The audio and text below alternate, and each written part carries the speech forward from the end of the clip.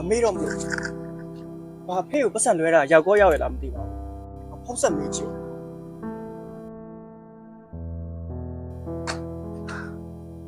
阿西爱朋友的担当。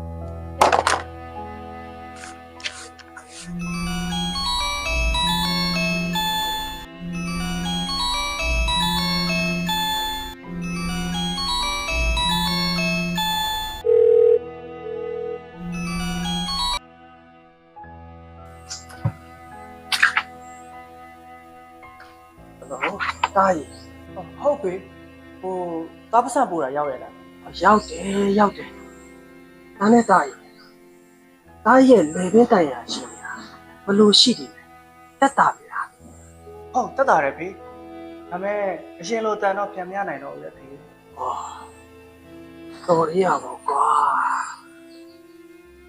တန်နေတာပြောင်းသွားတာကိစ္စမရှိပါဘူးအတိကတားရဲ့လေဘင်းတိုင်ရအသက်အန္တရာယ်မစိုးရဘူးရင်လာပါလေကွယ်ဒါနဲ့တားရဖေးစီဘယ်တော့ပြန်လာမှာတော့ကွယ်အဖေကငါတားကိုလွမ်းလာပြီကွယ်ဒါလည်းဖေကိုလွမ်းနေရပါဖေ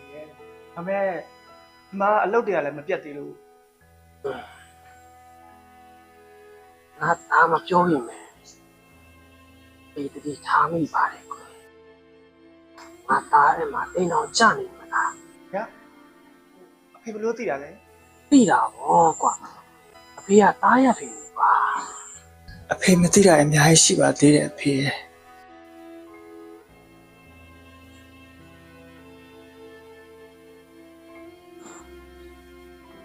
ကဲဘာပဲဖြစ်ကိုလင်ကိုမရဆင်ပြောင်းနေကြဟာလားအဖေကိုဘာမှစိတ်မပူနဲ့ဒီကဒီမှာဆင်ပြပါတယ်ကွယ်ဒီတခုတော့ရှိတယ်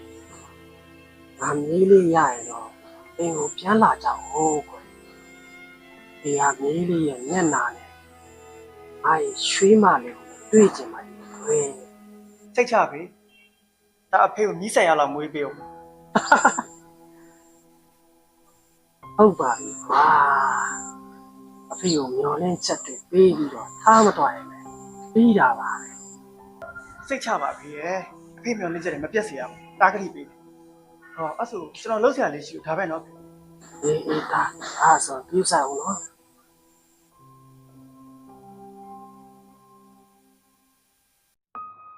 ရှင်းပါမယ်နော်အဲ့ရဖုံးရွက်ပဲထောက်ပတ်ရှင်းပါမိသားစုလေးပါလေးရှိရဆိုနည်းနည်းပါးပါးစဉ်းစားအောင်ဘယ်လိုပြောလိုက်ကြလဲမိမရေဒီပတ်စံတွေကသူ့ပတ်စံတွေကိုတို့အခုလိုစားနိုင်တောက်နိုင်လဲပတ်နိုင်နေတာသူ့ပတ်စံတွေရောမဟုတ်ဘူးလားတကယ်ဆိုလို့ရှိရင်ကိုတို့တော့ကျေးဇူးတော်အော်မသိဘူးကျမအဲ့လာပြောမနေနဲ့ကိုပတ်စံနေဆိုလေကျမလာပြောမိတယ်ကိုစူးစမ်းလို့ကိုရတာစံပေးမှစီရတဲ့ရင်းမလို့ကျမတော့အလကားနေတဲ့တို့ကမှကျေးဇူးမသိနိုင်ဘူးဘာကွာတလောက်စားဘူးသူ့ကျေးဇူးတဲ့အကိုတို့စားလာတလောက်မကတာမင်းအခုလည်းကျေးဇူးမကမ်းတဲ့ဟာကျမကျေးဇူးကနဲ့ဟုတ်လားဒီစမ်းမအောင်ရှင်ကအဲ့ဘုံယူပြောတာရှက်နေကစီလုပ်နေတာလို့ရှင်ကကျမရဲ့တင်လားအဲ့ဘုံရဲ့လီလားဘာနောက်တစ်ခါမင်းပါစက်ကဒီစကားကိုထွက်ကြည့်ဒီလက်ကမင်းကိုတိမ်မဲစီပို့ပေးမှလည်းဖြစ်သွားတယ်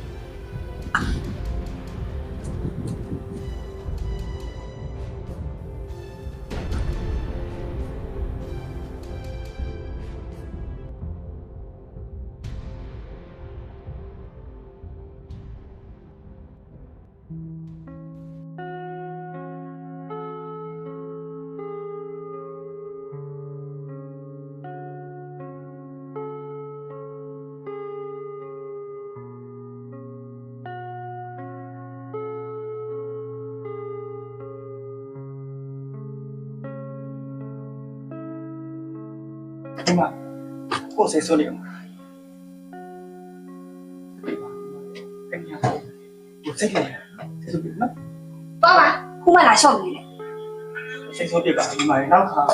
ဒီမှာဟိုတက်ထားရအောင်ဒီနော်ကိုခရီး ကျင်းလို့ရကြတယ်အဲ့ဒါလေ ခဲ့ပါဒီခေတ်နောက်ခါဒီမှာနော်ကိုနောက်ခါမလဲတော့ဟုတ် ပြီးရောရှင်းစကားရဲ့ကိုစိတ်ဆိုးပေးလိုက်တာနော်အဟောရပါကဲခုလို့ရှင်းပေးမှလားဒီတော့ရှိုးဒီထမင်းစားဖို့ပြင်ထားတယ်နော်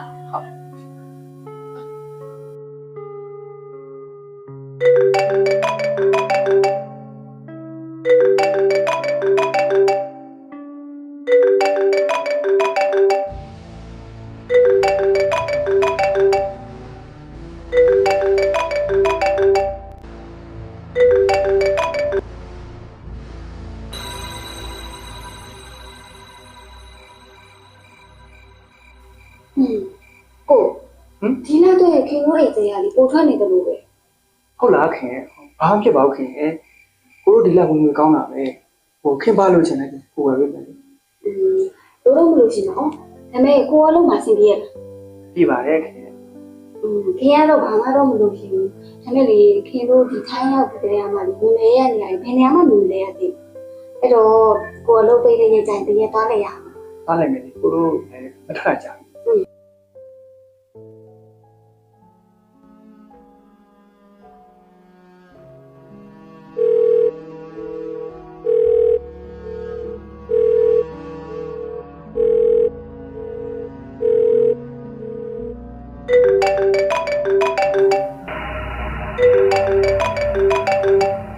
ယ်လိုအဖေညအောင်နဲ့နေပြီဖေရဲ့ဟိုဘာလို့လဲဖေဟိုအဖေအဲ့လိုမှပြောလို့နိုင် ဟုတ်တယ်သားဖေးရဲ့သားဘာဖြစ်သွားတာလဲဘလို့ဖြစ်လို့အဖေစီပြန်ရောက်မလာလဲဆိုတာတွေးပြီးတော့ဖေးအဲ့လိုမရလို့ပါသားရဲ့ ညာ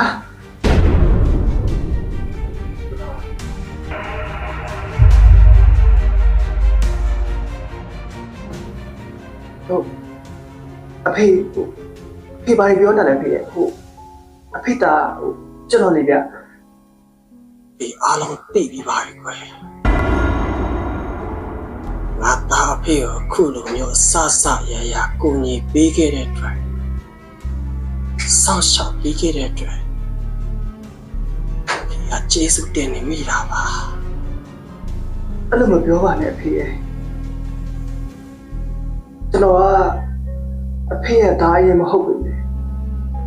အဖေကိုတကယ်အဖေတယောက်လိုချစ်ခဲ့တာကျွန်တော်ကငယ်ငယ်လေးတွေကမိဘရဲ့စုပ်ပြစ်တာကိုခံခဲ့ရမိဘမြတ်တာဆိုတာရှိသလားမဲသလားတော့သိခဲ့ရပါဘူးဖေရဲ့မြတ်တာလေးကြောင့်တာဘွားစုပြစ်ခဲ့ရတာဖေရဲ့မြတ်တာလေးကြောင့်တာဘွားခေါ်အားဖြစ်ခဲ့ရမှာအဖေ ဖေးရတယ်လေသားအဖေရဲ့သားရင်မဟုတ်ဘူးဆိုတာသိရတာတော့သားရင်လို့ချစ်တဲ့ချစ်တယ်ရှော့တော့တားရ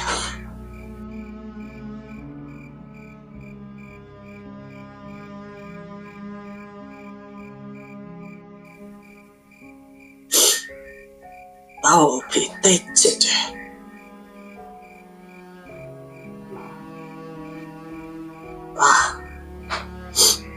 တော့လေဖေးရဲ့သားငယ်လို့မရှိပါနဲ့တားရ ဖေးစီရတယ်ဒီလိုစကားမျိုးကြားတာသိပြောတာပဲဖေး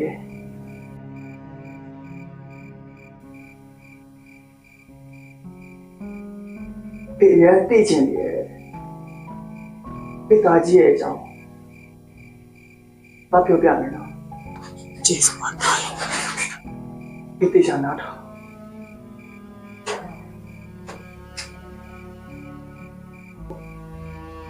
အဲ့ဒီနေဟာဘိုးရဲ့အရာတဲနေတဲ့လားဖေး ฮ้ยนับไงนับฆ่าคนได้เร็วอย่าหนีกูบอกว่าอย่าหนีไงนะขาดิอย่าหนีมากใช่ไหม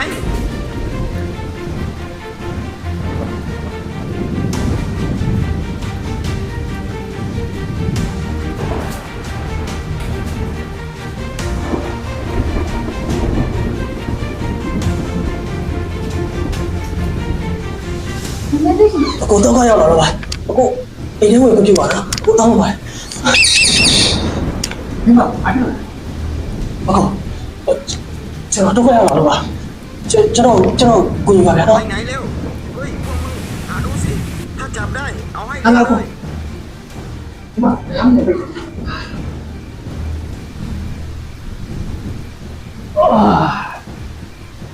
အခုဘယ်လိုဖြစ်လာလဲကျွန်တော်တို့သိချင်တော့ဗျဒါမှကျွန်တော်တို့ဘယ်လိုကူညီပေးရမလဲသိကျွန်တော်ဗျာအလောက်ကပြန်လာရင်လမ်းမှာလူပြီးတော့လဲနေရပြီဟာကျွန်တော်တော့ပြီးတော့အဲ့လူကတားရရနဲ့တင်းအဲ့ဒီမှာလူတစ်စုကကျွန်တော်ရဲ့အနောက်ကနေကျွန်တော်လူကတည်းကခိုင်းကြဆိုအော်မျိုးကြီးလိုက်လာကြအားနဲ့ကျွန်တော်လည်းဘာမှတွေးနေတော့ကြည့်ခလာတာဒါဆိုအကူကကြောက်ချခံရတာပေါ့ဘုရားစိတ်မကောင်းပါဘူးကိုယ်လူပါလေဗျာတစ်ခါလေကြားလို့ရှင်တော့ကျွန်တော်တို့ဘလို့ပဲကောင်းအောင်နေကျွန်တော်တို့အတလွတ်မုန်းတီးပြီးတော့ဒုက္ခရအောင်လုပ်တတ်တဲ့လူတွေနဲ့ကြုံရတတ်ပါတယ်ရှင်းဘဝဝင်ကြည့်ရပေါ့ဗျာ ဟာလားဟိုနာတွေးချင်ပြောတော့လူမတက်ခဲ့ဆိုဘာလို့ရှိတယ်မှာတွေးနေနေရလဲ မဟုတ်ပါဘူးဗျာဒါကျွန်တော်ပိုင်ရထွက်တဲ့တွေးနေပါဗျာဒီမှာကြည့်ရဟုတ်ပါရဲ့အခုဒီတရားဝင်ရခဲ့ရတယ်ကျွန်တော်ပြောပြပါကျွန်တော်တော့ကိုလိုက်လာကြတဲ့လူတစ်စုကအဲ့ဒီကတယောက်ကပြစ်လိုက်တာလေအားကြောင့်လည်းကျွန်တော်အခုလိုလာပြီးကိုတောင်းတာပါဗျာ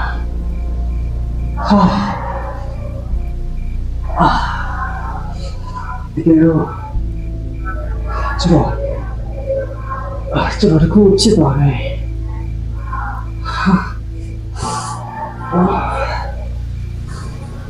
ကျွန်တော်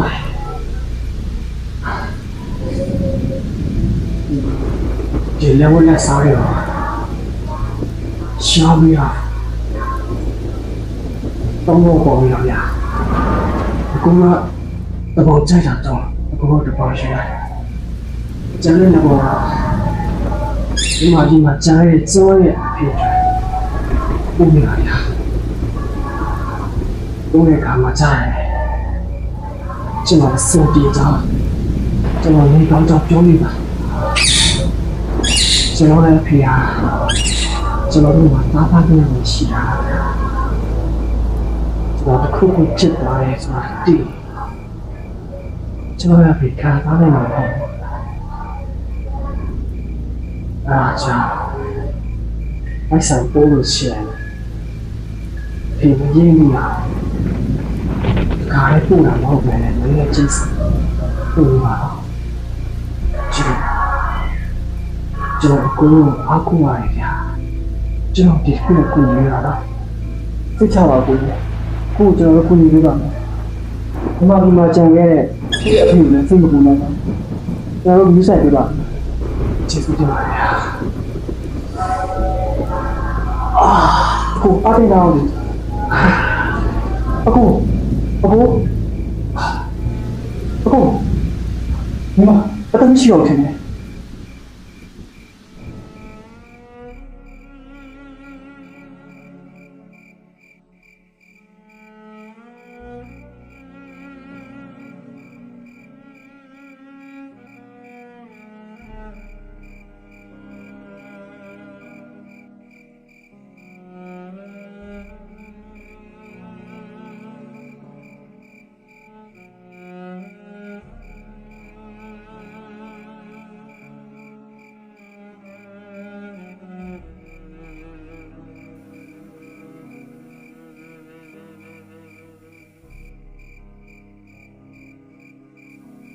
ရှစ်မှာချီးရတယ်တားရဲ့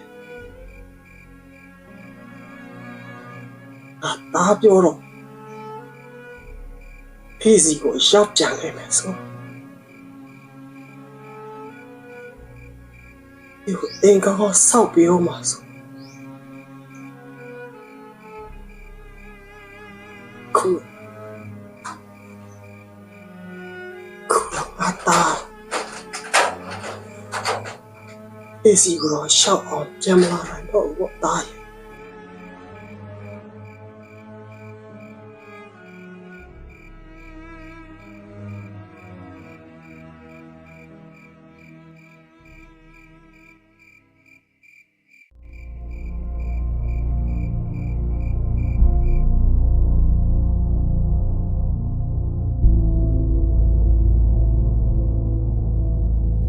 ယောက်ျားငါ့ကိုစကားမပြောရဒီနေ့နဲ့ဆိုတပတ်တောင်ရှိပြီပဲ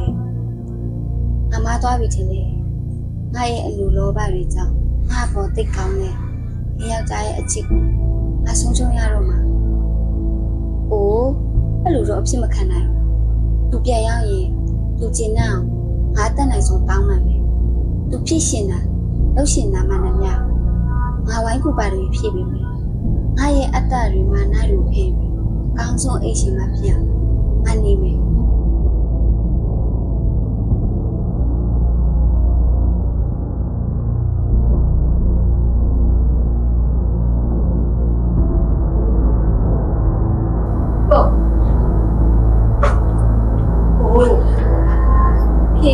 ခင်တောင်းပါပါလေကိုကြီး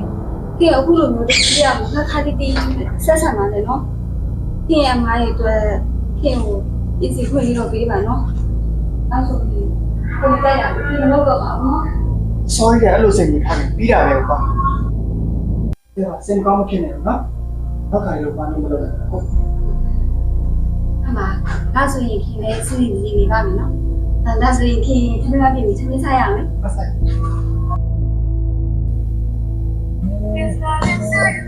အပစ္စည်းအောင်လား အဲ့ဒါကိုစပီကာဖွင့်လို့ခင်ရောလိုက်ဟာ ဟယ်လိုအဖေ အခုပြောနေတာမောင်ဝေလဲလား